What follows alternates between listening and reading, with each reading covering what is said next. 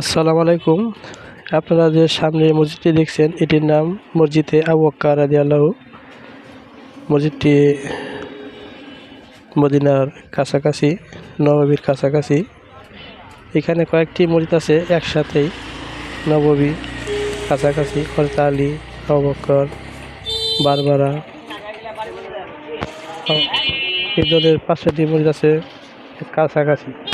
আপনি দেখছেন ভিতরের দৃশ্য, ভিতরে চারপাশগুলো খুবই সুন্দর এবং ওয়ালের কারুকার্য একটু বেশ আছে।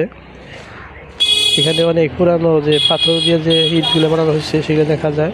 পুরাতন এই যে ওয়ালগুলা দৃশ্য দেখেন, পাথর দিয়ে লাগাই দিচ্ছে একবারে, খুব সুন্দর।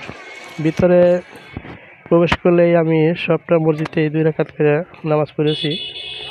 আপনারা যারা যাবেন সবাই 2 রাকাত করে নামাজ পড়বেন, দেখার চেষ্টা করবেন। আল্লাহ আপনাদের হজ বা উমরা কবুল করুক আল্লাহ। নিদর্শনগুলো দেখে আসবেন, চক্ষু শীতল করবেন।